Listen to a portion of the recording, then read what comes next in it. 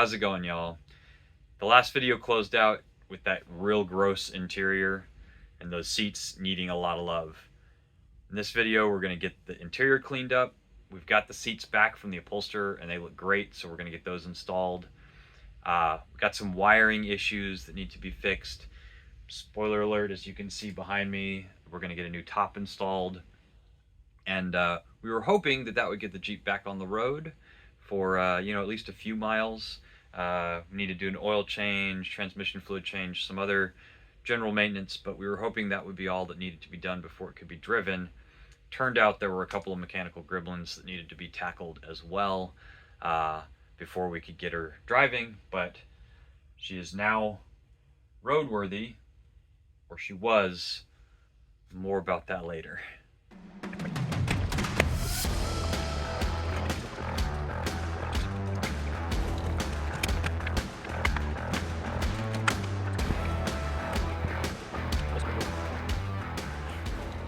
Okay, so the interior is substantially cleaner and probably about as clean as we're going to get it for the time being.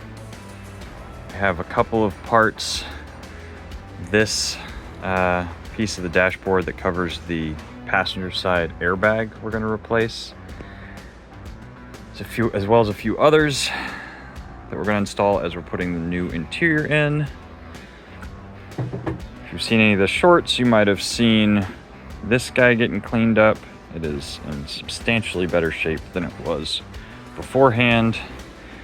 And here are our new fully reupholstered front seats. So super excited about putting those in and seeing this Jeep's interior come back together.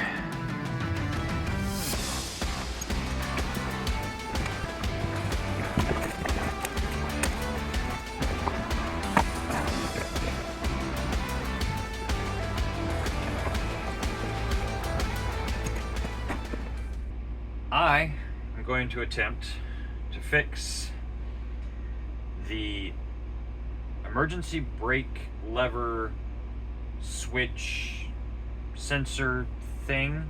Basically, the brake lever, when pulled up, disengages a contact that then turns on the brake light on your dashboard. So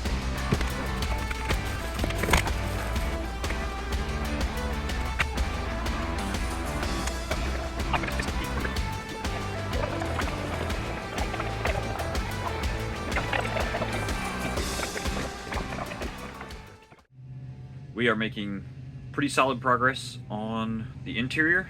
As you can see behind me, we have the driver's side seat in and mostly bolted down. I don't know that things are to like proper torque spec yet. I need to get in there and tighten stuff down.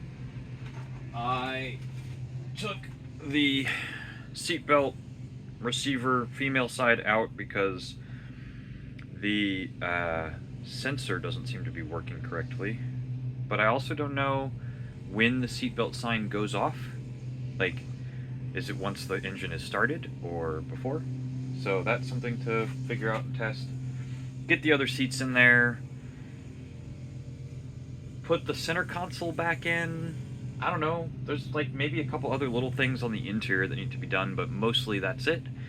Then the cover, and then we can drive it again. Well, that's not quite true. I need to change the oil. I'm going to do the oil and the transmission fluid right now before we put too many more miles on it. The transfer case and both of the differentials will come soon, but I think those are less critical right now. But I have no idea when the last time the engine oil was changed or the transmission fluid. So I think those are probably top of the priority list before we put any more miles on it. Both front seats are in and torqued to a spec. Should probably double check what the actual torque spec is. Let the windscreen down, cleaned up, made sure there wasn't any major rust there. Looks almost perfect. A few little other odds and ends on the dashboard need to go in. Waiting on some hardware for some brackets for the back seat that prevent it from rocking forward. So we'll probably just leave the back seat out for now.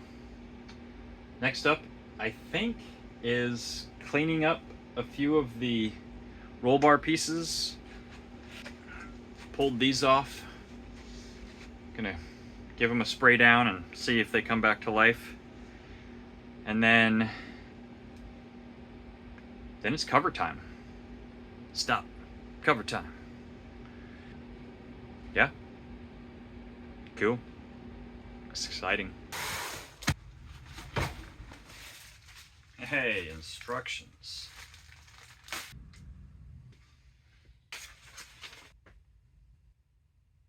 It wants the top down, which I can't do in here because of that light. So it looks like we're gonna roll the Jeep back.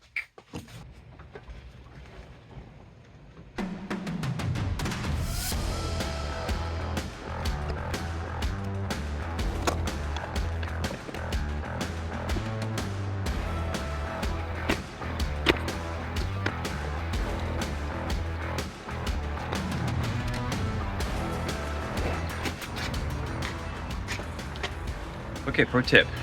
If you're installing a new best top soft top, clip the hooks in first. Don't fold the flaps down. Clip the hooks in first before clipping in the back corners. It's way easier to stretch the back corners down and clip them in the metal framing back there than it is to get the front to lever forward to get those hooks in. So hooks in first, then the back corners, then fold down the flaps that actually close those levers down.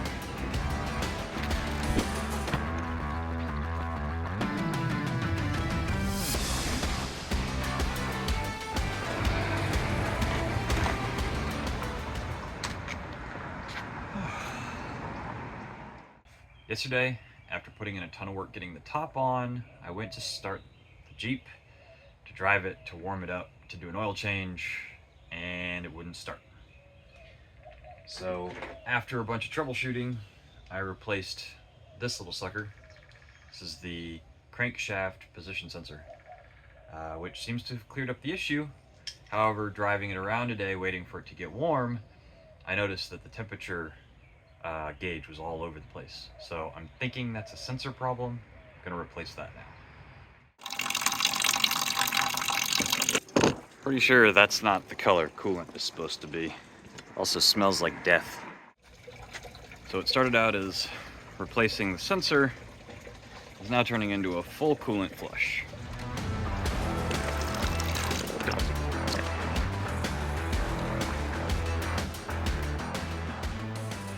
Can't even begin to explain how gross the stuff in the bottom of this bottle is.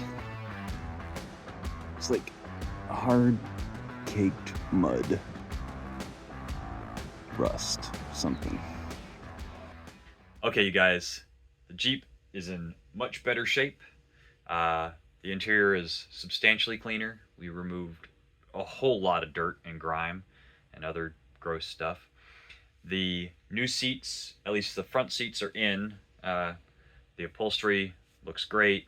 Real excited about that. They're comfortable. They work well.